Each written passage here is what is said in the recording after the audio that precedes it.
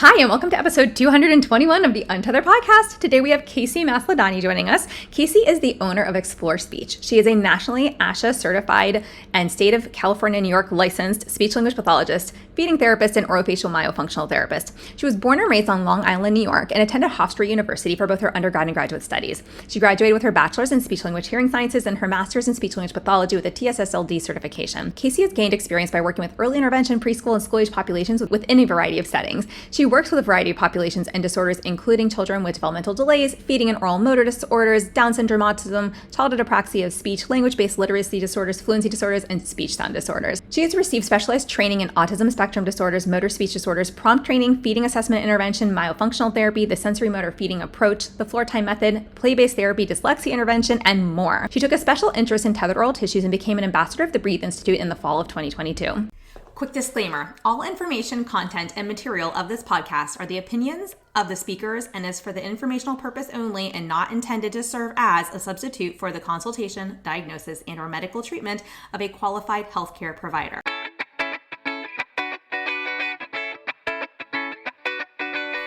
Welcome to the Untethered podcast. I am your host, Hallie Vulcan. I'm a certified myofunctional therapist, feeding specialist, podcaster, business owner, and mentor.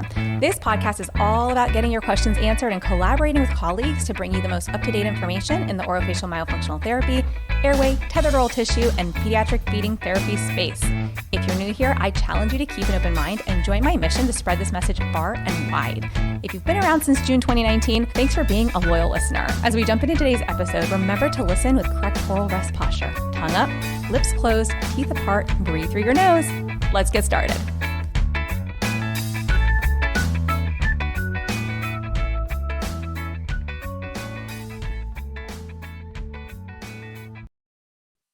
Casey, welcome to the podcast. Hi, Hallie. So great to be here. So I always love these kinds of chats where we get to talk about, another SLP mom's journey, because obviously I've had mine and many of us have had ours. But I want to hear, all about yours and really learn about like your backstory and how you got to where you are today. Yeah. So, I always like to start with this fun fact or icebreaker that I actually met my husband while I was studying abroad, communication disorders in Sydney, Australia, during my undergraduate in 2011. And we met out one night. Well, I was with other SLPs and he was with his friends. And long story short, a few years later, we got married. And we were in long distance while I was in graduate school. So we had quite a journey during those times. And after grad school, we got married and we had our first daughter. And then the pandemic happened. So I always love to share that fact because I feel that speech pathology brought me my two loves of my life, which is speech pathology and my husband, and then my two children, which I have from that as well.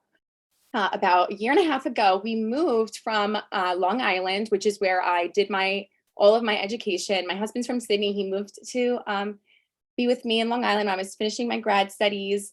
I did my CFY in New York City, got a whole bunch of experience, started my own private practice, Explore Speech on Long Island. And then the pandemic hit 2 months later, of course. At that time, I was doing, I had a in-home private practice in my home on Long Island. And I was seeing moms and their children for speech therapy. And I was also running a mommy and me group, which I loved, because once I became my mom, I morphed the two together. I was an SLP mom because I just loved everything about, reading books to my kid, expanding her language. And my first daughter was your perfect like speech student. Like I would model a word and she would say it. I would model a 2-word phrase. She would repeat it. She was my little sponge. And we just had so much fun being together. And my first year with her, I was out on maternity leave and then I went back to work and then I just couldn't help. I just wanted to be home with her more. And then of course the pandemic hit and I had so much time with her. So I really saw like that language development and feeding development and everything. And I just was obsessed. I went to ASHA that year. I met Melanie Potok and I bought my Munch Bug and I just started establishing my brand and making this niche combination, which is feeding speech and language and eventually getting to my story today would add in the breathing, but back then it was just really feeding and speech and language and being a mom and SLP mom. So then the pandemic hit, and I was working from home. That's when I started doing telehealth instead. My private practice really took a pause. There was no, communication. And then about 3 months into the pandemic, I was pregnant with my second baby girl. And then we had her the 9 months later, and my husband starts saying, hey, what if we relocated to California? And I was like, are you kidding me? I just had a baby. What are you talking about? And we're in a pandemic. So forth. Yeah. So I looked at him like he had three heads, but we met when I was studying abroad. We travel all the time. We are really spontaneous, but when I became a mom, that changed, but that's it. Mom's brains change when we have babies, Yes. My husband's brain didn't change as much. So he said, why, you're the girl I met, takes chances and whatnot. And he really encouraged me to see a life at that time that I had no idea that I could fully achieve, which was my dream come true. Living in a beautiful place with a great climate and an opportunity for outdoor lifestyle and giving my children a really active and fun and well-rounded life. So I listened to him despite my pregnancy hormones telling me, no, and all that. So he applied for some jobs out here. And to be honest, the first couple were a no-go. And then the last one was actually a promotion, and it all just fell into place. And it was in a really great location. I really love where we relocated. So he interviewed on Zoom. This is still pandemic, and he got the job. He flew out here and was looking at houses and showing me on FaceTime. And I had a 3-month-old and a 3-year-old. And I'm just like, that one looks good. And we're so priorities, right? This was, September of 2001. So about a year and a half ago. And so his company relocated us. We got a big old truck. I never saw anything in my life like this. I lived on Long Island my whole life. I traveled, but I went to school in Long Island. I was a suburban girl. Yeah. That was me in Maryland. Driveway. And same as you, I know your story. I followed it, but it's just so funny how, can't believe this commonalities now that we get to chatting. But our furniture, everything, a big team. They packed everything. Our cars on a truck, and my family. It was really hard to say goodbye to all my family and friends who I'm really close with, but we knew it was going to be a really great move for us. So you're in LA now, right? Now we're in LA. Yeah, and you love it. I love it. And then so that kind of brings me to my early days, as my daughter was only 6 months old at this time, and I had breastfed her all in New York. But then when we moved, I transitioned to formula just because I had so many plates in the air, something kind of had to fall. So we transitioned to formula and we moved out here, and I noticed that she was colicky and she was crying a lot in the car, and she wasn't an easy baby. And I don't like using those terms because I feel like this is why moms have shame, because if your baby is crying, other people say to you, oh, what's wrong with her? She's not an easy baby. And again, when you have another child who was that typical easy baby, it's hard not to compare. Yeah. And I hated that I was starting to do that, but it was my motherly instinct that I knew something was wrong and I wanted to help her. Mm-hmm. So like you, I started doing everything I could, but being in a new area, I didn't have my pediatrician. I didn't know any of the medical providers out here. So my first step was pediatrician, and I was very much dismissed, and it was a very bad experience. And I actually, sorry, I'm going to take a sip of water. Yeah. Well, and just to kind of like interject there, I feel like that's common. Unfortunately, it's very hard to find a pediatrician who gets it. And like, and I'll turn it back over to you, but that's what, even when you have pediatricians who are like all ears and they're like open to hearing it, they still are not in this space daily. And I like kind of had to share this because last week, when I was doing a free training, and somebody commented or asked a question. Like I always like open up for questions at the very end of the training. And they said, well, what do you do when you can't, like when the pediatrician just dismisses everything that you say as the provider, and like you're referring patients and maybe you are the patient. And I said, look, at the end of the day, with all due respect, because we love our pediatricians, they are not feeding specialists. They are not myofunctional therapists. They are like, if you find one that is, by all means, like hang on tight, because that is a rare gem that you're going to find at the bottom of some random mine out on the other side of the world. Like that is not your norm. That is not what you're typically going to see. And if they understand it, or they're open to it, or they're able to make a referral, like that's a beautiful thing. But like, keep in mind that as the SLP, as the OT, some PTs, like you are the specialist in this feeding space. You are the ones who've done all this extra, CEU work. And so I always like to kind of like share that, because I think especially with parents who are not in our field, like who are not in this space, like they don't realize that they, we see our pediatricians as like the end all be all know all, right. And they're generalists. But when you are, and there's some pediatricians who are specialists and who are highly specialized in a niche, but for the most part, a lot of them are generalists, and there is absolutely no way that they can look at your child in an appointment and know if their feeding skills are good or not, know if their airway is healthy or not, know if they are tongue-tied or not, because that comes down to function and all. Like I said, I'll turn it back over to you. Absolutely. But I'm like, this is the exact conversation that I'm so excited to be having with you, because it is a tough one to have, because I feel, and I can even hear when you're, start to speak of it, we have to then backtrack and say, but some pediatricians are really good and they do know everything, but we are the specialists, and this is a space that we know, and we deserve to speak up and talk about the normal development and what is meant to occur, and give this information to our patients and their parents, and be respected and validated and heard, instead of constantly dismissed. And that is one part of my job that I don't enjoy, is constantly having to defend myself.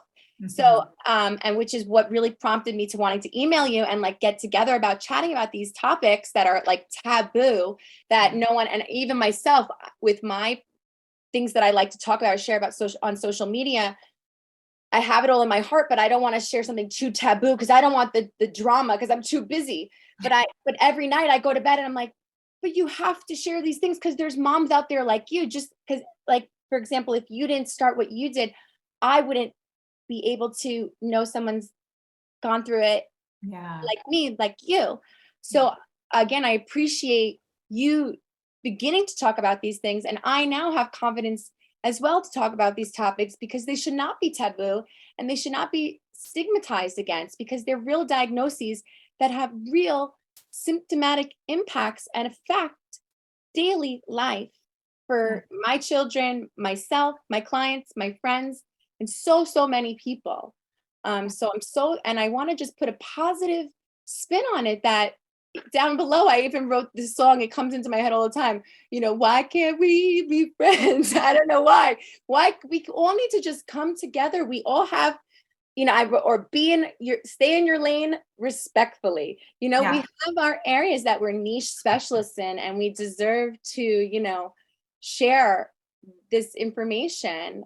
Well, I don't know any other area that is under such scrutiny. You Google back pain and a million suggestions come up, but you want to talk about tongue tie and everyone's saying that, no, it's not that, don't say that, it's just so even within our own field, like even within the SLP world, it's like just as divided. And I'm like, until the speech pathology world can get their ish together, like we can't, it's like, oh, no wonder everybody else like doesn't know which side of the conversation to be on, because we have so many SLPs who don't even believe tongue ties are a quote real thing, or that they don't impact babies after they're done breastfeeding if they do quote unquote believe in them. And I always love the quote from Daniel Lopez, who is a DO, and he once said, like, you don't have to believe in tongue ties, they're not a religion. Like it's not a matter of believing or not. It's a anatomical existing Indisputable thing fact. inside your body. It just has to do with whether that's tight or not. And like you said, sometimes we have fascia that's tight elsewhere in our body and nobody's Every other questioning muscle that. in our body that we talk about, we go get massage for our back and we have, knots in every other muscle in our body. We massage, but the tongue and the frenulum is not a thing. Is not a thing. Oh, I have a whole section on that I could talk about so much. Well, so tell us first, so your own child, right? So that kind of was like your catalyst to fall down this rabbit hole. So she started suffering from constipation and she was only 7 months old and she had only been on, 9 months old. And she had only been on formula for 3 months at that time. And I was making all of her baby food homemade organic because I was at home at the time. And we had just moved to Cali and I was getting great produce, mango. I wasn't giving any carbs much yet. So when she started having constipation, I was very perplexed because I said, this is not typical constipation, like a toddler diet where they're having too many white starches or something. I said, this is unusual. And I did prune juice. I did everything, added in water. All the peas, peaches, pears, prunes, right? Exactly. But it was to no avail. And she was having severe, which I now know was actually withholding of her bowels, where she would go in the corner. It would look like she was trying to go. She would cross her leg. Her face would be red, like you're like, oh, she's going to the bathroom. But no, she was actually holding it in. She must have initially had one bout of constipation due to something. Again, potentially because she's lip tied. She does not have a tongue tie, which is what she's the anomaly. She, we talk about, again, people talk so much in black and white about tethered oral tissues online. If you have a lip tie, you must have a tongue. Everyone is an individual and your baby come out and you don't know what's going to happen. He also has a congenital birth defect called cutis aplasia, which is very rare. It's like 1 in 100, which is just a little tiny, actually scab on the tip of her head. It's in the neural tube defect family, but it's actually not a neural tube defect. She's my little miracle baby because it's essentially just the skin. So if it would have been more, it could have been impacting her skull and her brain, but it didn't. So she has a little tiny birthmark here. But it's just, I share that as well because it's just a rare congenital birth defect that I had a lot of shame about when I had her, that I thought I caused, or why do these things happen? And, you don't expect when you have a brand new baby, anything to go wrong. And it's hard on moms. And it's even harder when you don't want to talk out loud about things because you're shameful. You have shame or guilt feeling like you caused it when that is not the case. Yeah. And that's hard too, just to kind of speak to that for a minute, because however you feel about it, you also then are dealing with like the fourth trimester, right? Your hormones are not in a normal, quote unquote, hormonal state. Like you're basically still working through all the hormones of pregnancy and delivery, and now maybe breastfeeding. And if you're not breastfeeding, your body may still be going through these changes to stop producing milk because it started producing. I mean, there's just so much going on that I don't think anybody can appreciate until they've gone through the experience themselves. 100%. And so to have that in front of you, like if I got a diagnosis of my child who's failure to thrive right now, I probably would not feel great about it. Right. But if she's 4 and there's something going on, I am far enough away from that baby stage where I'm like, I think my head would be in a very different place. I'd be like, okay, wow. Like, well, what do we do? And how do we approach this? And, I saw that in my newborn a couple days old. And I was like, I have one job. My only job is to feed this baby and keep her alive. And the pediatrician just put FTT on as a diagnosis on here. And I just opened that on my phone. Nobody told me about it. Nobody's talking to me about it. It's 1 a.m. I can't even call anybody about it. And I'm sitting here kind of just going like, okay, I'm failing at life. Right. And so it's like, you have that with the hormones. And I think it's just a very real emotional experience that is not discussed. Exactly. Yes, and then, moms kind of like suffer through it in silence because they don't know that they can talk to other people, and they don't also know that this is normal. And we all go through it in different ways. Even if your baby's perfectly healthy, you're still going to go through a lot of this same type of, and then anything is then, maybe not quote unquote typical. You're now down this whole new rabbit hole of emotions and experiences and feelings and, and how everybody embodies that or how you experience that is probably going to look very different one person to the next, but you're still going to go through a lot of like you said, that mom guilt, that shame, and like, did I do something wrong? Was something that I did wrong before I was pregnant or while I was pregnant, or did something happen during delivery? I mean, the question doesn't stop no matter who you Never. are. Especially So especially when you're an overthinker. Yeah. And welcome to the FLP world. Exactly. That is the blessed curse of being an SLP, I suppose. We know so much, and it's hard not to, yes, again, have that shame and suffering in silence, and being a new mom, and wanting to keep up a persona for other moms, but yet being so confused and alone yourself was a really challenging time in my life. And that is why I have this purpose now, because 18 months ago, I was in a really difficult spot and I had no one to talk to, because my family, I love dearly, they don't understand anything in the medical realm. I moved away from all my professional contacts. I was in a completely new area, in a completely new setting as well. Los Angeles, the South Bay, I live in the suburbs. However, it's also the city, it's totally different to where I'm coming from, just going into a parking lot with 2 babies and a double stroller up to go to see a chiropractor on my little baby. This was all new to me. And it was hard to stay sane at times. And I just, again, appreciate my husband for being so supportive, and as well as this SLP community, because if it wasn't for me doing my research and finding the tethered oral tissue community and understanding the correlation, I wouldn't be able to start getting my child the help that she needed, and then getting into working and getting my passion back. And like, once I started helping others, that fog started to lift, because I said, okay, there is a purpose. There is an answer. There's nothing wrong with my baby. Everybody's different, and that's, again, my passion. Like, we talk about neurodivergency and accepting all people. And I'm so passionate about that. And ADHD children who are neurodivergent, they're neurodivergent from birth if they have these differences. And me too. Yeah. So that's all in my story. I have it kind of, written out here in different little folders that are in my mind, I suppose, of topics that I like to discuss, that when I start to talk to people who are not quite in this space, I start talking and they're like looking at their watch. Okay, she's been talking. So I appreciate communicating. Yeah, no, I love how you said that. So you said 2 things that I like absolutely love. One, you said there's nothing wrong with my baby. And, when we look at it through that lens, there's nothing wrong with my baby, right? There's nothing wrong with me. There's nothing wrong with this child who has whatever diagnoses they have. At the end of the day, I look at a diagnosis as the way to get insurance coverage.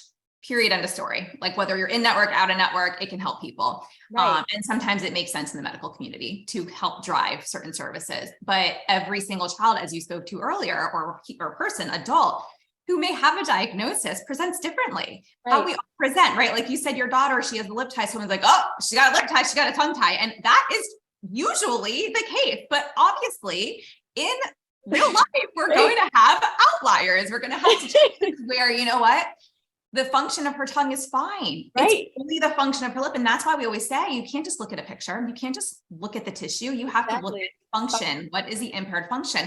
And I think that really speaks to anybody. Like, for me, I'm ADHD. So, I have that diagnosis, but that's going to mean something completely different than the next person who has ADHD. And so how does it impair my function on a daily basis? Like, how does it impact my ability to parent, take care of myself, like run my household, run my business, treat patients? Like, how does that impact my ability to basically get done what I need to get done every day? Like, what's the impact on my activities of daily living, my own health, like whatever those different nuances are, right?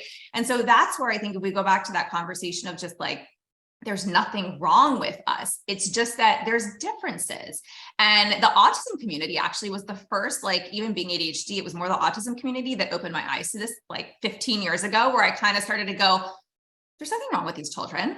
Right. Like, it's that these kids are being put in a box and looked at as if there is something wrong with them. And as if like we all need to make them conform to some set of norms that somebody out there created that don't actually Yes. exist. I was like, okay, hold on. Like, let's take 10 steps back here, because for someone who's not familiar with this conversation and does not like understand a lot of like what we're talking about, I know. I'm like, I like to speak in like very, like, I don't talk in very big fancy words in this, in talking about this. I'm like, I like to talk like very, you know, one-to-one, whoever I'm talking to is going to kind of get what I'm talking about. Right. So Yes. at the end of the day, everybody's different. It doesn't matter if you carry a diagnosis or not. What I do when I encounter anybody is I go, okay, like, what's going on? Who are you?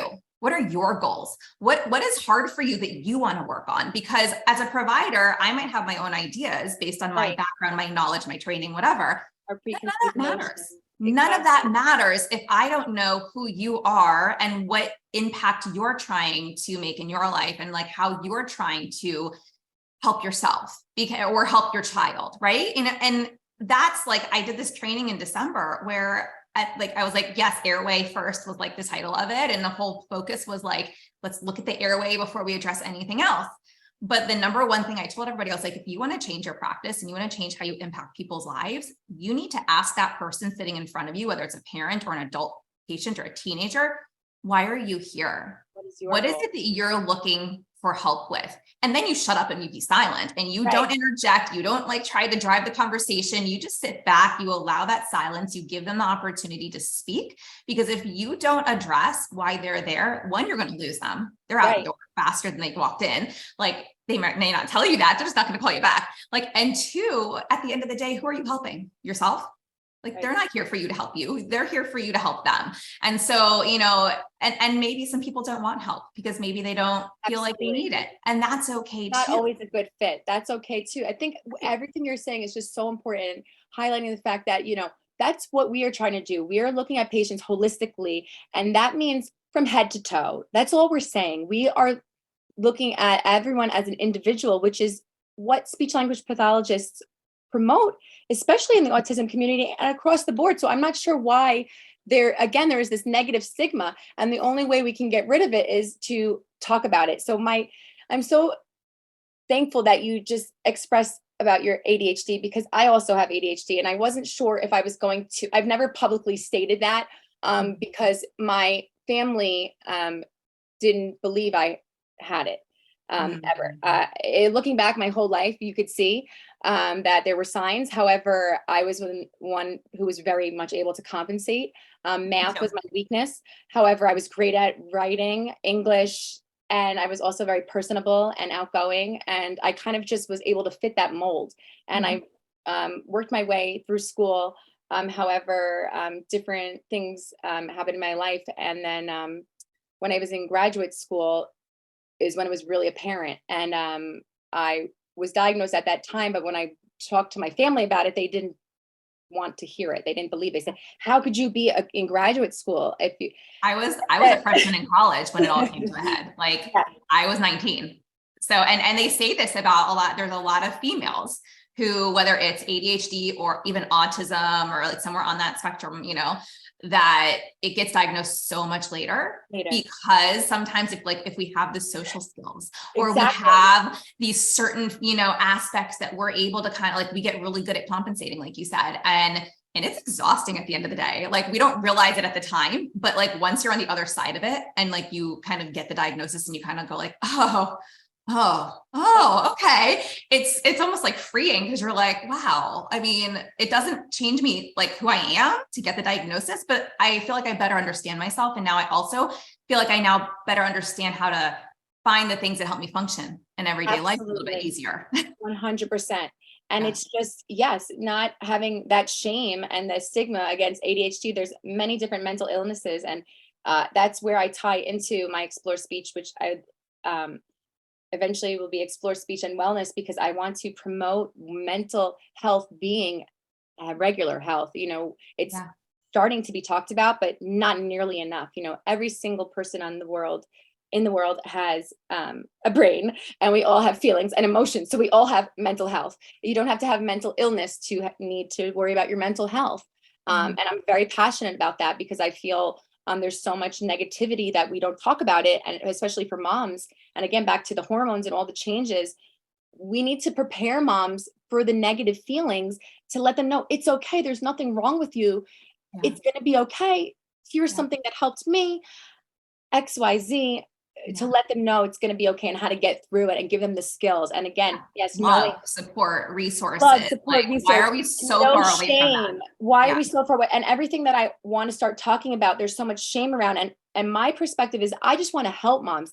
I understand having to do what you have to do as a mom, and we're not perfect, and the goal is not to be perfect. There's no such thing as perfection, and I finally have realized that after nearly 34 years of life. The first 33, I'd say I was worrying about that, and now I am excited to kids do that for you.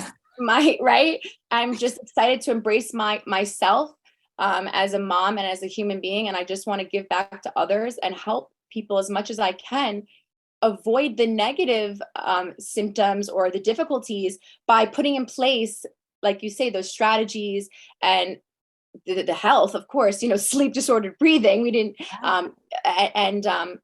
again, in the 0 to 3 population, this is early intervention, is my perspective. We need to end the stigma and end the tone debate, and talking about non-speech oral motor exercises. Can we just delete that term already? No one's out there doing NSOMEs. We're doing evidence-based practice based on each individual client. So it's not fair for others to use us as a butt of a joke, and to constantly compare good SLP work and then plug, versus tongue tie, like we're some crazy cult. But also who gave them the license to go and police something that, I think at the end of the day, we forget that so much of the SLP world doesn't have level 1 evidence. And we're not over here in the tongue tie, OMD, feeding area going, hey guys, you don't have level 1 evidence, so we don't believe that the work that you're doing with your patients is actually helpful. Exactly. So we're not saying that. We're saying, wow, you guys are doing incredible work and your patients are really benefiting. And we understand that research is expensive and research is 17 years behind. Right. And you can't study everything ethically. So you're not always going to see all these things that you're asking for. Absolutely. I believe in the story. I was just talking to, I won't say his name, so I don't want him to know if people are doing this, but a very well-known pediatric dentist in the tongue tie space. And he called me and he called some colleagues and he was like, hey, I want to do some research. It's privately funded. I want to hear about what you would want to see. Right. And we talked in circles for a couple of minutes, because I was like, okay, hear what you're saying. But how would you even assess that? And if you were to use this assessment, it's never been tested on tongue-tied individuals. So they're going to have a problem with that, but it's still your best bet because it's one of the most commonly used articulation assessments. Or, it's right. No matter what you do, it's going to get picked apart. Let's do the research anyways. But Right. I gave him some ideas. I was like, you know what I see in my practice? I see a lot of these kids not chewing their food properly. I see a lot of them, like you talked about with your daughter, the constipation struggles. And I know that you haven't talked to this yet, but one of the biggest recommendations is Miralax. And if you're in the holistic space and you don't want to feed your kid Miralax as part of their diet every day, because you see what's in Miralax, and I'm not shaming anybody who wants to use it, but I didn't, you didn't, then it's kind of well, why don't you want to use Miralax? You're exactly. Choice as a parent, why do you have a problem with me not wanting to use it? Give me something else. Right. Or let's figure out some, why this is together in the first place. Right. So it's all of these, I feel we talk in a lot of circles because it's so much shaming. I find that, medical professionals and SLPs is as if everyone has their way almost of doing it, what they know, what they studied, their setting. And I feel that their setting really affects it as well. SLPs who are working in hospitals with babies from the NICU or failure to thrive, those early babies or with babies with different syndromes, that's a completely different space than SLPs who are working in homes with 0 to 3-year-olds with OMDs. And again, there's so many different avenues that I'd love to discuss, but the biggest issue is the fact that SLPs themselves are confusing motor speech disorders with oral motor disorders. And this is why I emailed you on the other podcast. You began to discuss this. And what I'd like to add is that, grad school is heavily taught in motor speech, which is apraxia, stroke, dysarthria. We were not taught anything about orofacial myology. However, why? If you go to school for physical therapy, you learn about the muscles. Yeah. You know, I always say it's as if we learned about, you know, the mouth and the throat, but we missed the nose and everything else, you know? Yeah. And even my own work with myo, I was doing myo and talking about lip seal and all of that for my first couple of years. And then it wasn't until a little bit while later when I realized, why are we doing lip seal? Oh, it's nasal breathing. You know, it's all about the nose too. We got to get these kids' noses clear. And now that's why I'm so, again, promoting nasal breathing. And like, why don't people know this? This is important. It's so simple to add into your children's daily routine and life. And it's but you said it, they teach in silos. And that's also how the medical community treats in the US, you know? And so everyone's kind of like in their own little, even within a profession, it's like, you're in your siloed area. And that was why, like, when I created like my course, I was like, I want people to come in who are not me, because I'm not the NICU SLP. I'm not the OT who works with, you know, children. Like, I do treat children on the spectrum. I was working with autistic individuals, children, with especially surrounding language and feeding. And like, honestly, that's one of the reasons why I felt deeply in love with trying to figure out the root cause, was because of these amazing kids. Because I was like, they're struggling and nobody can seem to help them. And I don't like the whole approach of trying to get them to conform to our ways. Why are we not entering their world and figuring out what they need from us to help them thrive? And, you know, I would get down on the floor and I wouldn't even talk to a kid, and I would just kind of see what they were doing, and they may be spinning something or rolling something around. And I just get down there and I kind of imitate what they're doing. And they kind of look over at you like, oh, like you do what I do. Like, you're like me. Okay. Like, I'll let you into my world. And like, I could do that in a matter of minutes. Whereas people were like, I've been working with this child for weeks and like, I can't get them to like do anything. I'm like, well, did you try to connect with them? Did you try to like enter their space? Absolutely. And I'm like, but any child, that goes for any child. I'm like, if you go in with your own agenda, you're never going to get anywhere, because they're not going to connect with you. They're not going to trust you. I'm not going to trust you. I wouldn't trust you if you walked into my office and told me to start doing something. Like, get the heck out of here. Like, who are you? Absolutely. You know? So I'm like, the connection and the rapport and the trust has to be there with the child, with the family. And like, you got to figure out what that looks like for that kid. Like, I've had kids who are not autistic line up toys across an entire classroom and have an entire meltdown because somebody moved one plate that was touching the fork and the cup. And that didn't make the child autistic. That made the child, you know, they were kind of set in their ways, but that was what was safe. That's how they knew how to play. And nobody seemed to understand that. They just wanted to give them some kind of a diagnosis. And I was like, but who is the child? Like, who are we talking about here? And, you know, and this kid this kid also had an OMD and some tetheral tissues and feeding stuff, but that's not why I was called in. Right. You know, it's always so fascinating to kind of like just connect with the human in front of you. If they're an infant, a toddler, you know, older, an adult, whoever you're working with. But again, like realizing that we all have our niches, like you said, and you're going to have a very different experience based on where you work, who you work with. And that was part of the reason why I was like, we all have to come together. And like in creating my Feed the Peds course, I was like, I need to bring these different individuals and therapists and specialists in, because we all have different experiences and see things through a different lens. But if we can come together and create something holistically that offers these different experiences that we can share with other providers in our space, then like maybe we can start to bridge this gap and start to help therapists think more critically and creatively. And I always say it's a dance between art and science.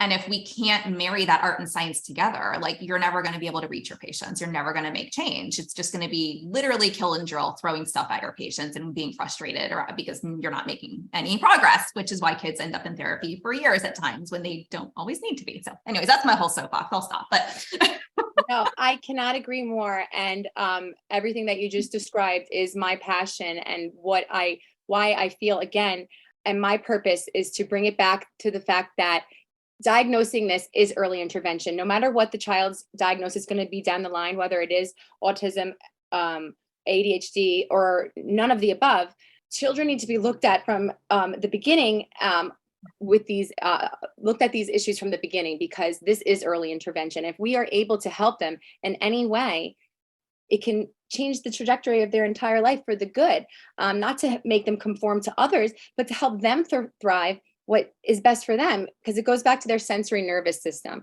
I love what you said about lining up the toys and the way that different children act, because my daughter doesn't have autism. She doesn't have any developmental delays.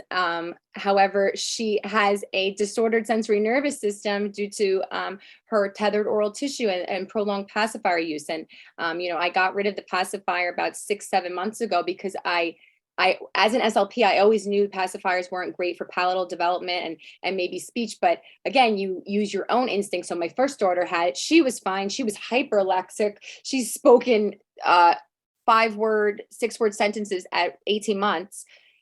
So I was like, pacifiers are fine. This is what moms do. This is what we have to talk about and be honest about. But it's our experience. It's that's our experience. That's our reality. That's part of the evidence-based triangle. Again, I love that we're talking about these things because yes, we want high level evidence, but we also accept all levels of, the evidence is evidence. Levels. Evidence is evidence. And our clinical experience is one of the most important. That's what we share on social media is our tips and tricks, how to get a kid to make the K sound by doing our prompt tactile cue and showing this, but also because we call it the coughing sound, or because I put a toy on my head and I go, and then he laughs. There's no evidence that putting toys on my head and coughing them off is scientifically proven, but I can tell you for the past 11 years, it works.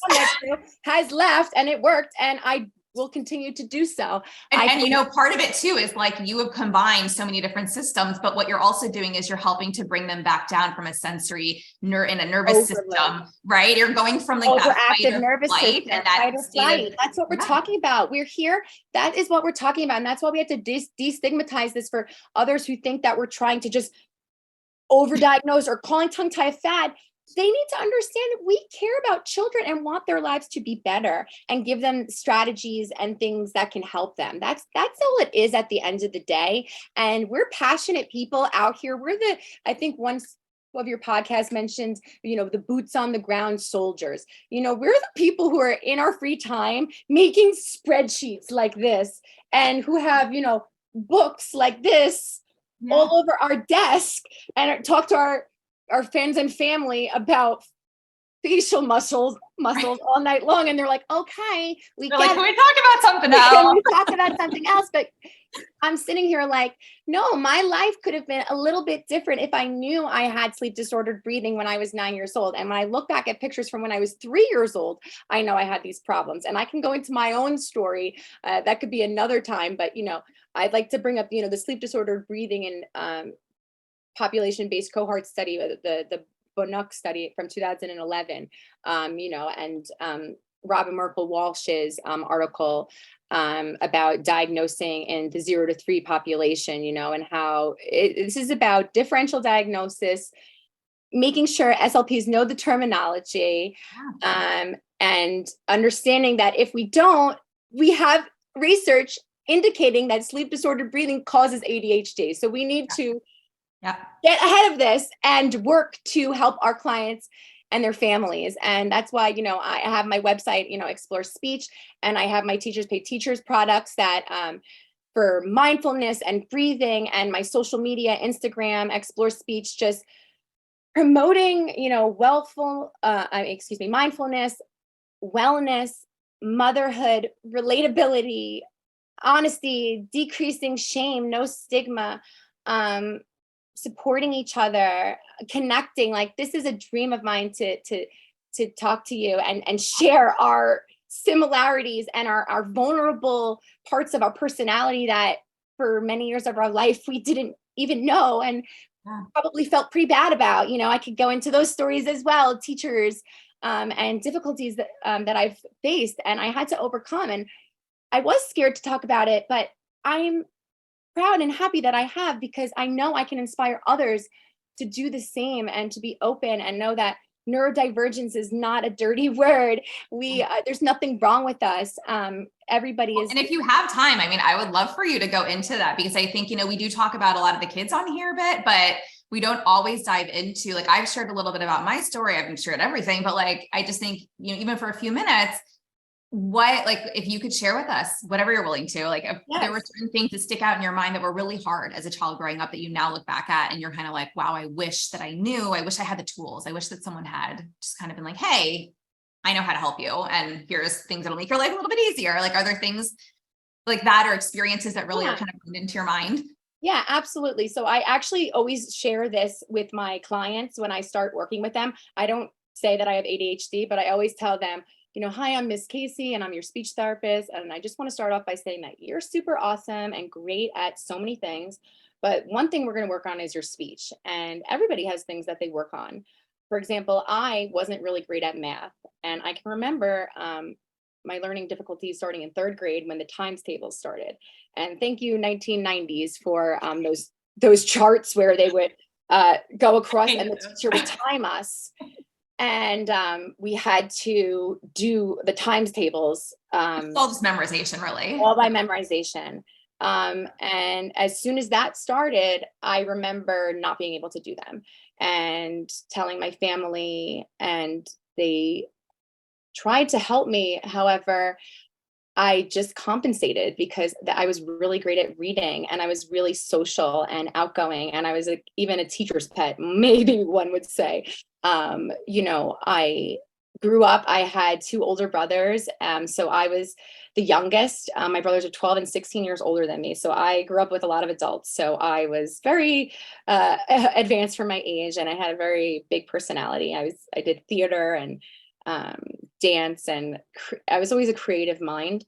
However, again, back to the math was where I began my struggles. And then in fourth grade, I remember that's when, again, thank you, 1990s, they used to just separate the kids by advanced, on grade level, and below grade level. Okay, you group go here, you guys go here. So you're like, okay, well, now we can just shame now I children. know, which group I'm in. And, there wasn't any discussion. There wasn't any talk about, okay, you might learn a little bit differently. It was just, you're in the low group.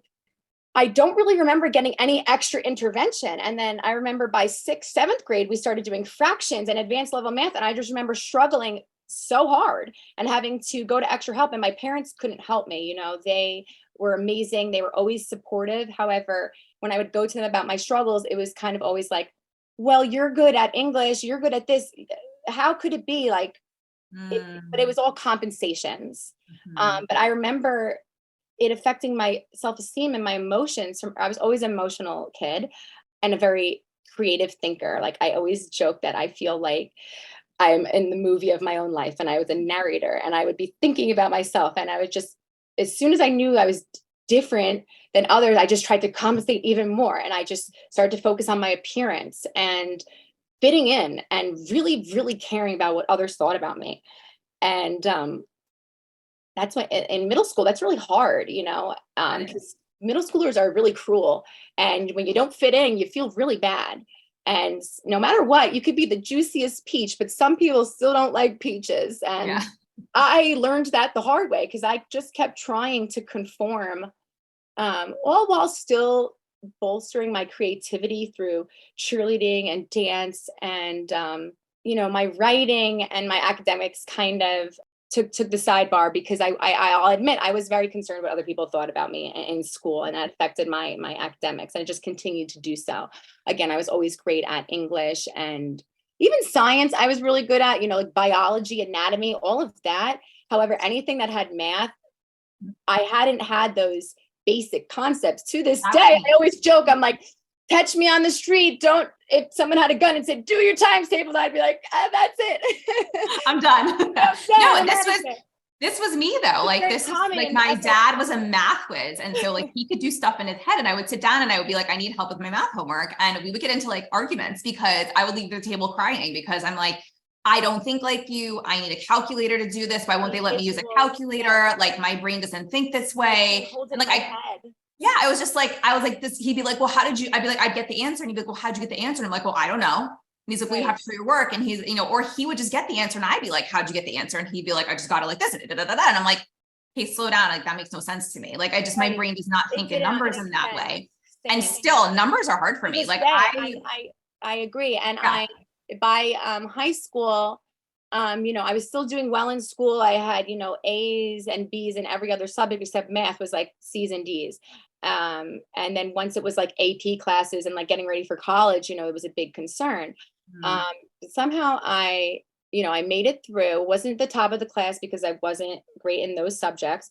But I went to Hofstra University, and I started off, which I really appreciated. They had like my initial classes were kind of like a transition class, just because my GPA was like an 87.9, which again, not bad. It was like a B plus, but the scrutiny and the way the system of college and testing, and they don't look at you as a whole person. And my GRE scores were very poor because of my poor math. So, you know, it was hard for me to get into a college because of this. But again, so many great strengths. However, they look at people on a piece of paper, not as individuals. So I made it to Hofstra, great success. And I was originally going to go for teaching. I always loved, you know, working with kids. Wait, I was going to go into teaching too. I started in business and then was like, nope, these classes are not for me. So I switched to teaching. Yeah. And then ended up becoming a speech pathologist. Same. So I was, you know, going to Hofstra, doing well. And I got a job as a nanny part-time because, and I remember nannying, and the children had speech delay, and the SLP came into the home, and I was like, wait a second, what's her job? Mm-hmm. And the people I was nannying for said, oh, she's an SLP. It's a speech language pathologist. And I said, what? I said, that is my dream. That's big. And I looked it up, and I remember I was a junior. I was nearly about to graduate almost. And I switched my whole major in true ADHD fashion, and I became completely hyper-focused. Sophomore year, yep.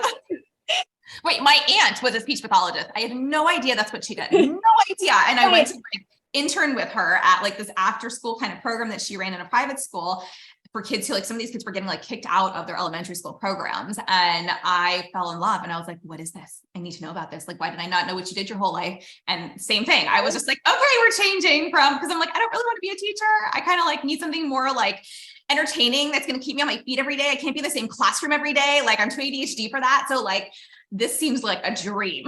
Right? Oh, how funny. That's exactly the same. We're leading parallel lives. We have some parallel. And I always joke, I'm like, I know SLPs and OTs are like not math whizzes. Like, we did not get into these professions because we're good at math. And even speaking to like, you know, I compensated and did really well throughout school too. But by the time I was like a sophomore, like junior in high school, I was like, how can I basically went and I talked to the administrators. I was like, what are the courses that I absolutely have to take to graduate? And what are the courses I don't have to take? And so all my friends were going, like, I took AP English and AP whatever, and like some AP classes and everything, but I didn't take a lot of more advanced math classes. So I never took calculus. Mm-hmm. I never took, like, because you didn't have to, but nobody told you that. Right. I was like smart enough to like be like, hey, how do like, I what do you do instead? And so I did take like macro and microeconomics because I think that was like an option. And I ended up getting tutored through that because that was hard for me. One of them was harder than the other, but it was hard for my friends who were like not, you know, struggling with it too. We all had it, like, we had a group tutor. It was like, but I ended up doing like 2 periods in the morning on like where I was an assistant to the assistant principal for one of the periods. And then for another one, I was an assistant in the attendance office, and it was part of like an internship. And then my senior year, I did an afternoon internship working for like a family friend who was an event planner. And I got to leave after lunch and go to her home office. And basically I was already working for her on the weekends. So it was like, I actually just got to work in her office like during the week. So I figured out for me, like what I needed to do. And then that way I was able to like graduate with like a 4.05 or whatever this silly numbers were, because I figured out a way to like basically work the system and get there with meeting all my requirements to graduate.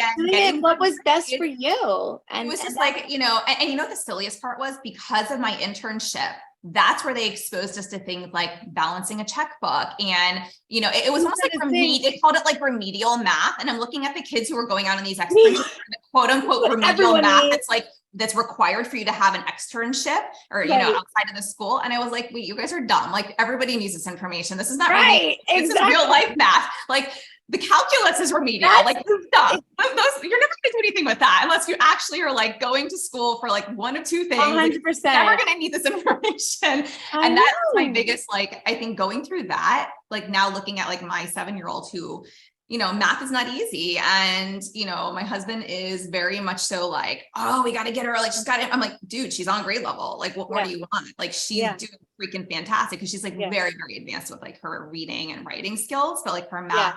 she struggles to, Yes. we keep a tutor so that someone else is helping her basically. And she's doing great. And I'm like, at the end of the day, I'm like, do not say a word to her because we do not define her based on her math skills. I could care less if she was below grade level, as long as they're passing her to the next grade so she can continue moving up. I never want this to be a thing that she sees as a weakness because I don't think it's ever going to be something she needs in her life. Like after she knows her numbers and she can do some basic math and she knows her shapes and like she can, fit some things together in a room functionally, like I'm good, like move on. Exactly. And it's so great that we're talking about these things because again, these are the things that people don't want to talk about because we all, imagine life in this little box and we're supposed to check off the boxes and we rush our kids to grow up and achieve all these things, but we don't look at them as individuals. And I want to end that because there's so many people out there who are working to break cycles and to treat everyone with respect and individuality and understand that, life is not like this finish line we're trying to rush towards and check all these things off. And when we talk about your wonderful successes by what you did, as you just described, you are very successful now. You're a speech language pathologist and feeding therapist, and you're very fulfilled as well, which is very key. We don't teach kids, you can be happy in your career when you grow up. You can do something you love that sparks your creativity, that fulfills you, that helps you give back. It doesn't just have to be, you have to grow up and become this because of that. We have to end that, even like asking little kids, what do you want to be when you grow up? Like, they don't know yet. Let's just let everybody find out. And like, why don't we just say, what makes you happy? Because when you grow up and you are struggling, you know what you think about? Well, what did I like when I was a kid? Oh yeah, I liked to do cheerleading and dance. So let me put on some Disney music and dance like crazy with my kids and get my adrenaline pumping. And now I'm in a good mood. Yeah. And that's not weird, and No. everybody should be doing these things so they stay regulated.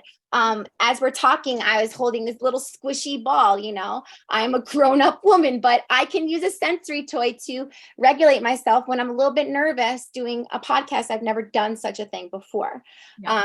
We have to talk about these things instead of acting under a facade as if we're all these robot individuals who don't have any emotions and can just succeed under any circumstances. We have to, even our clients, some days they may be sick. We can't do speech therapy if someone's not feeling great, we have to look at patients holistically and get to the root cause. And again, getting back to the term holistic, I remember on the previous podcast when you were discussing this, I'd like to just highlight to other professionals and families, like the word holistic doesn't mean far out hippie. It means whole body. We're just looking at people from head to toe. And I coined this phrase, if we as speech pathologists or medical professionals neglect to look at the child's mouth and the tissues in there and the nose, we are teaching a kid to ride a bicycle without looking at the bike. We're just putting them on the bike and just go, and the bike's breaking down, but they're still riding. Okay, they're fine. They got their articulation. They're feeding. They're okay. Oh, but then they're going to be 34 years old and they're going to have TMJ. I'm still going to be on the bike. And the bike is not really. The brakes aren't working.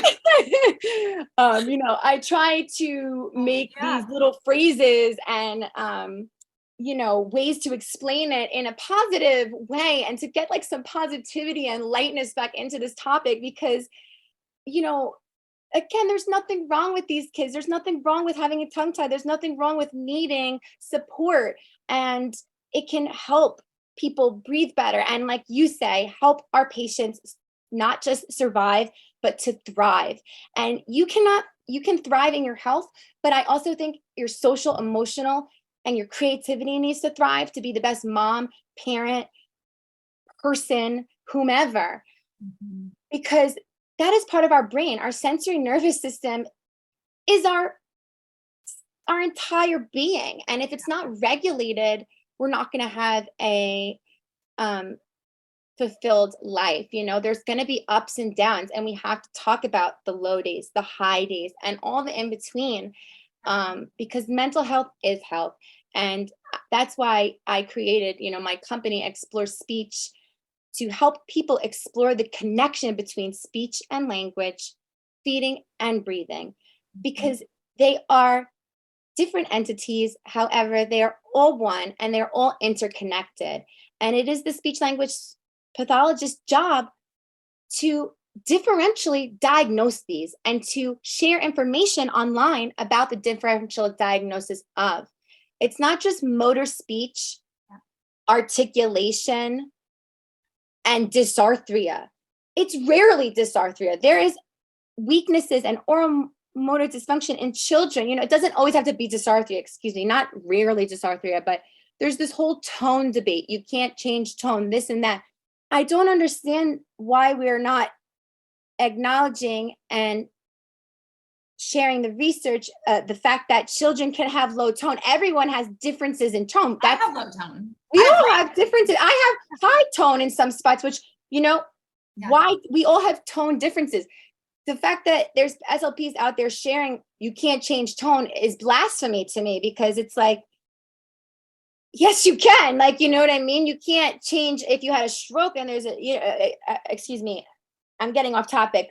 I'll erase that. No, but like to your point, right? So there's things that you can do, right? So like I, for example, my aunt was said to my mom when I was little, she's like, Hallie is the lowest tone baby I've ever seen. Like I did a lot of my gross motor things late. I didn't roll, or, you know, and my mom's like, oh, I took you to the doctor and like you literally rolled over like in the waiting room and you were like 3 months behind. And then the same thing happened with like your other gross motor skills. She's like, you also said hi for your first time to a stranger in the pediatrician's office. She was like, basically I had to take you to the pediatrician or a specialist and you did the thing in the waiting room at that appointment because you were like, fine, screw it. Like, you think something's wrong with me? Like, I'm just going to do it for you. Now leave me alone. I'm like, that's basically how I go through life. Don't tell me what to do. I will do it on my own time. And if you tell me to do it, like, it's not going to happen. Yeah, no, but it's one of those things where I tell people, I'm like, you know, the whole tone debate thing, I think that there's a lot of confusion around it because you see a lot of professionals who don't understand tone, whether it's in our space or outside of our space, speaking about it as if like, oh, we're going to change tone. We're treating tone. And so like what I like to tell people is, you know, whether tone is something you can change or not change, the way that you help someone who's low tone, for example, is you build muscle strength. So you have to work on the muscles to support it. And then we can get to a point of being functional and truly functioning. And like you said, like my phrase of like going from surviving to thriving, like it's really caught on. I'm starting to see more people use it. And I love that because I'm like, yes, because if we're struggling, if we're just focused on survival every day as parents, as humans, as patients, as whatever, like that's not, you're working from that fight or flight. You're not in that rest and digest, right? You're not in that healthy nervous system that's going to allow you to make change. But if we can start focusing on like, what do I need to thrive? What do I need to function, right? That's where that whole paradigm shift starts to happen, where we kind of go like, okay, deep breath. Let's put ourselves into a state where like we can actually even have this conversation and where we realize this is possible. Okay, now that we're working there, let's talk about how we can shift from where we are now to where we would like to be and what that requires. And so it's the same thing when it comes to motor speech disorders, or it comes to tone, or you know, everybody talks about things like they're so black and white. Exactly. We're talking about the human body here. Like there's no black and white to it. And yes, you know, if you're going in for a surgery, you want the best surgeon who knows their skill and they're going to be really good at it. You know, yes, there are specialties and there are people who are going to hone in on things and they're going to be so black and white about it sometimes because that's just how they need to make sense of it in their head. But I can guarantee you, like when a surgeon gets into the body, it's not always black and white, and they have to know what they're doing. And with experience, they will, because then they're like, oh, I've seen something similar to this before. I kind of have an idea of where to go. You watch these shows, which I know is like not real life, but surgeons have conversations with others in the room to be like, okay, real life. Yeah. Like you're kind of like, you're having to shape shift in the moment. And that's like what we do. That's why I say it's a dance between art and science. Like we're not surgeons, but we are medical providers.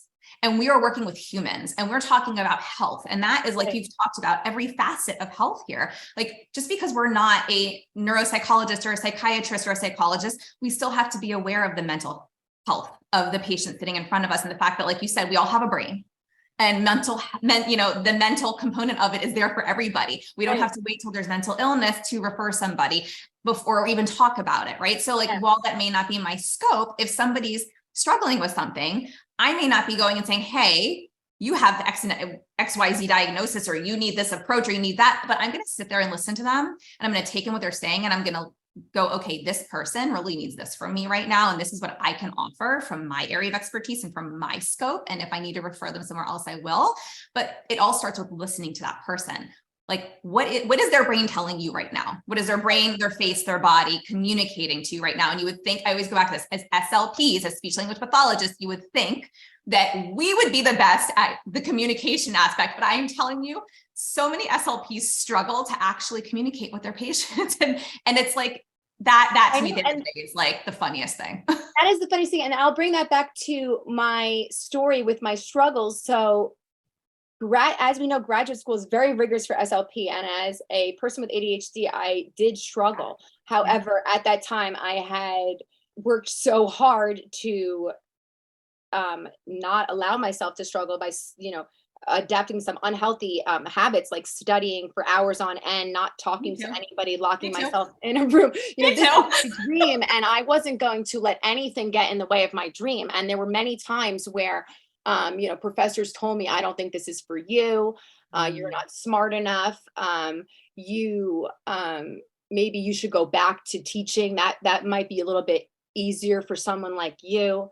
Wow. And I hate, it's hard to talk about these things because I'm not trying to, out anybody, and I love my university. However, there were experiences where I almost, there was a time where I had to retake a course, which is funny because it was pediatric language disorders, which is what I am now 11 years experience and done well in. So anyways, I was always a great clinician though, despite my challenge in the pediatric language class, which is where we did the evidence-based practice assignment, which is why I was struggling, because the way the courses were structured was like 4 assignments. Yeah. And if you do bad on one, so to make a long story short, and to talk about why research changes and we need to be constantly abreast of research and not focus too much on that level 1, that project was on PECs, mind you. I almost failed out of grad school because I didn't do a great job proving that PECs was amazing. We now know PECs is horrible and no one's doing PECs anymore. Right. And we're saying high-tech AAC. What does that show you? Yeah. Is that right? Is that, I remember sitting in my in my professor's in office hours and her saying, I don't know if this is the field for you and me. And all of this time no one in my, I had never told my university I had ADHD. I just was suffering in silence. I went to the doctor, but nobody knew. I didn't have any accommodations. I didn't, my professors didn't know. The only thing I at once shared with a professor was that, I had some difficulties at home as well, and completely brushed off. But there were 2 professors who had faith in me and understood where I was coming from and knew I would make a phenomenal clinician, because like you say, that connection. I, for some reason, not to toot my own horn, but it's as if children can see into my soul. I'll be out at the park and kids come up and just hug me because they know I promote connection first. Like, I get down on my knees and I say hi to any kid. I don't say hi from up here. And, there's been multiple times where I've just been out in public and I'm talking to my own kids and another kid sees me and they're like, hey, and they try to just like start talking to me. And I'm like, I talk to kids like they're human beings. I don't talk down to them. And that's again, what I'd like to talk about is the disconnect between in graduate school and how we're not taught any of this. And so like grad school is like you take your classes over here and then the clinics over here, literally totally different buildings nonetheless, at least in mine. And I know this is a very similar experience across the board with other SLPs about not learning about OMDs and having a disconnect in the clinic regardless across the domains, not just OMD. So this is a very important topic. So again, I was great in the clinic. Like, my supervisors really supported me. I remember I created a infant observation scale. I was always like going above and beyond because I was just always so obsessed with everything and hyperfixated on everything. I started doing EI and I was like, I don't want to just do therapy groups, write reports, go to grad school, study for the praxis. I also want to invent my last name is Canis, the Canis infant observation scale. And I worked with my supervisor to like make this checklist about how we could better document infant skills. This was when I was only my first year in grad school. I've been But people don't realize that the ADHD brain, like those brains are the brains that have given you everything that helps you function in your daily life. Like everything from your phone to your computer, to the car you drive, to the music you listen to. Like so many of these highly successful individuals have these ADHD-like presentations or even autism, right? And so, at the end of the day, it's like, why are we trying to shapeshift people into these little boxes when like this is actually our future? And like we need people who are innovative. We need people whose brains work at a mile a minute, who are constantly going, oh, should I do this idea or that idea? And it's like, okay, let's just quiet the mind for a minute, Hallie. But it's like, that's where for me, I have to reel it in, because people come at me daily with like 10 ideas per person. Plus I have my own ideas. And I'm like, at the end of the day, I'm like, there's just no time or enough humans in the world to do all this. So like, what do we actually need to do like right now today? Like, let's focus, right? But no, I love it, because that is what brings change.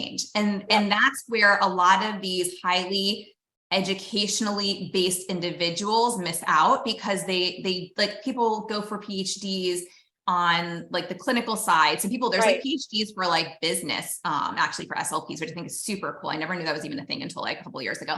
But people who go back to do like just research, and then they want to sit here on social media and harp at you and they're not even working with patients. I'm like, talk off. Like, you don't even have the experience to talk about this. So just because you have a PhD that you're getting, or you're doing some sort of research, or you're going to have a PhD after your name, that does not make you superior to the person who works in this specialty day in, day out, treating hundreds or thousands of patients. Like, just, and that's where I think needs to be discussed publicly, because people just see credentials and they automatically think credentials mean like better or more experienced, and so that's what they always say, it's alphabet soup, all the letters after your name.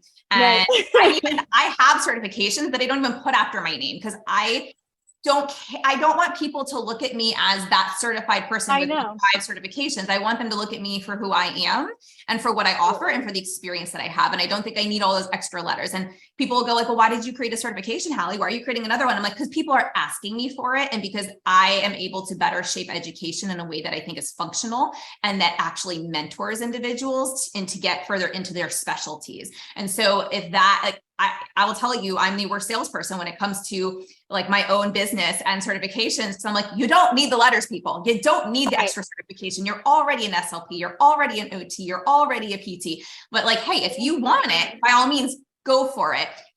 For me, what it really means is a deeper learning in a specialty. However, most certifications don't offer that. Unfortunately, you pay a lot of money, you invest a lot of time, and you still are more confused at the end than when you started, especially in the myo space, which is why I was like, all right, you know what? Y'all are asking for it. I feel like I got to do it, because we need to change. We need change in this space. We need people to actually like deep dive and understand and get mentorship and also feel safe. Because if you don't feel safe, you're not going to learn. So that's got to be a part of like, the whole educational trifecta, if you will, as well. But anyhow. Absolutely, Hallie. I can't again, say what a tremendous job you've done in doing so, and how I hope to follow in your footsteps. And I've been creating products to digital books for parents, because I feel I could talk about this till I'm blue in the face, and sometimes I'll leave and I feel like my parents of my clients still aren't always fully quite sure. I'm teaming up with another colleague here in California to write this ebook that I've already started, and a children's book, Franny Gets a Frenectomy, helping kids understand these topics and more products to end the stigma. And, I'd love to collaborate with you again on the podcast and talk about more ways that we can do so, and collaborate with universities and get this information out there to make change for the better, to make the world a better place at the end of the day, because we're supporting the sensory nervous systems of ourselves, of mothers, of families, and of children, because individuals with OMDs have very different sensory nervous systems than those without. And I've seen it in my own daughter. And I know for a fact, if I didn't advocate early for her, her trajectory would be very different, and she would have much more behaviors that would make her look like a quote unquote bad kid. And I am grateful that I was able to figure out what I needed to do to, and it's still a journey. We are not done, but again, promoting this concept to other SLPs and to families. I mean, my main goal is just to do that. And with my Teacher Pay Teachers products, to kind of just, have SLPs who are confused and understand the differences between and the terminology and referencing the studies and here's the research. Yeah. Because there is research. I mean, I know there is talking research. about There's an entire journal of orofacial myology. I don't understand. Like, again, I'm sitting with textbooks on my lap.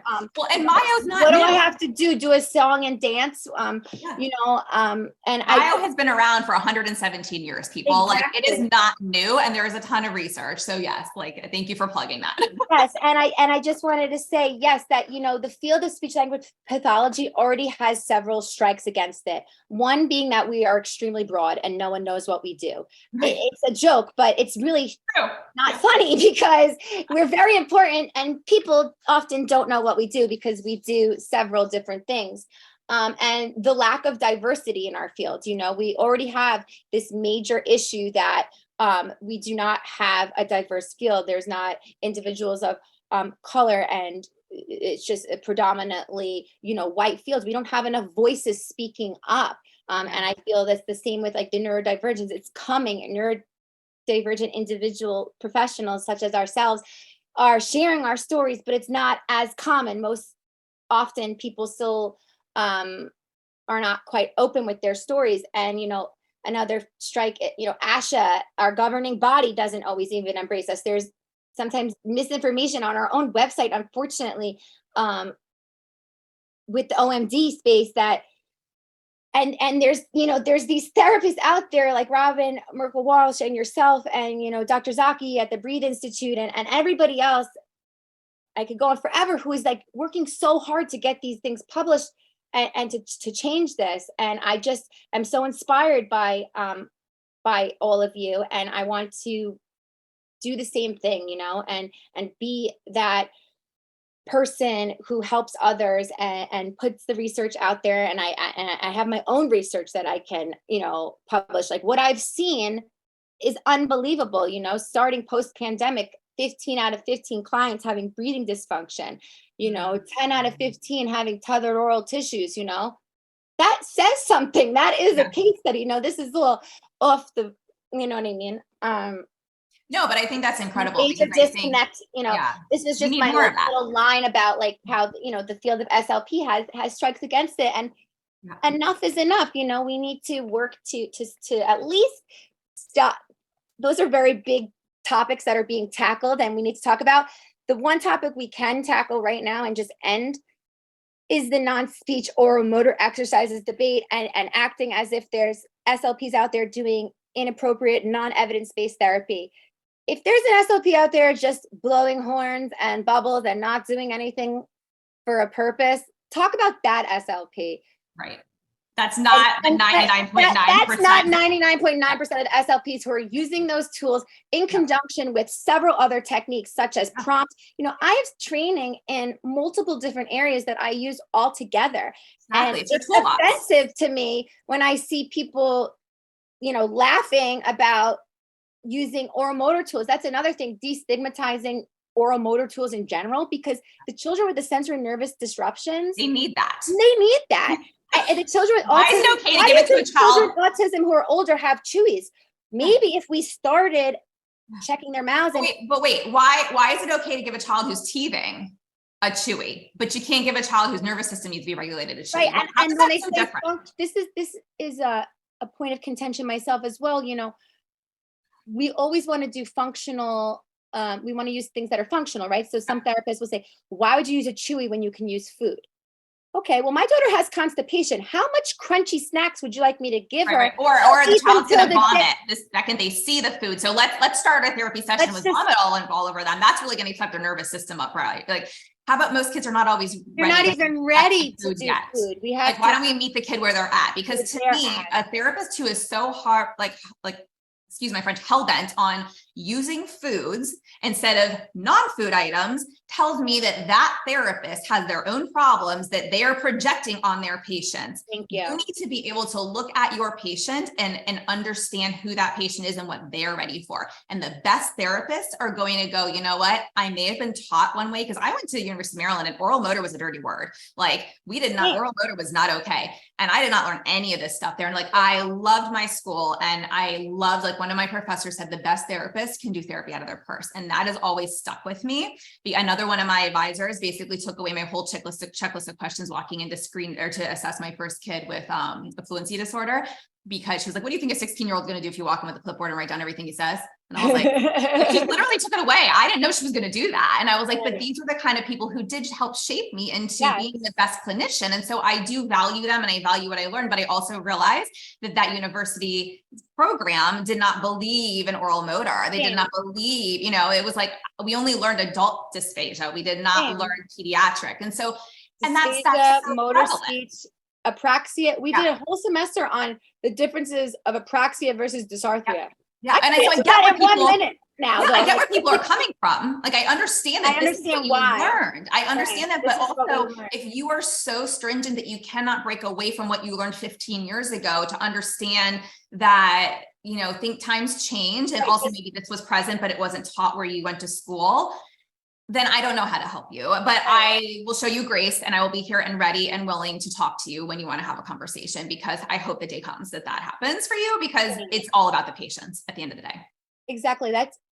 I love that point. Again, bringing it back to the patients and the fact that, the same thing with my university, and I love Hofstra. It brought me my love of my life and so many good things. So this is, again, not knocking anything, but we must talk about things in order to inspire change. And if you are one-minded, you'll never inspire change. And we have to be open-minded.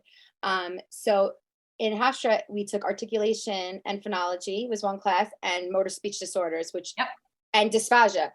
Again, we talk about swallowing, but we totally missed feeding. Again, what about this part, people? We talk about the throat for I can read an MBS, but I don't know how to teach them how to chew. Teach a kid how to chew, and talk about the fact that there's a rotary chewing should be developed within the first how many months of life. And if these kids, 3 years of life, and if these kids are 6 years old and they're still biting like this, there's the problem.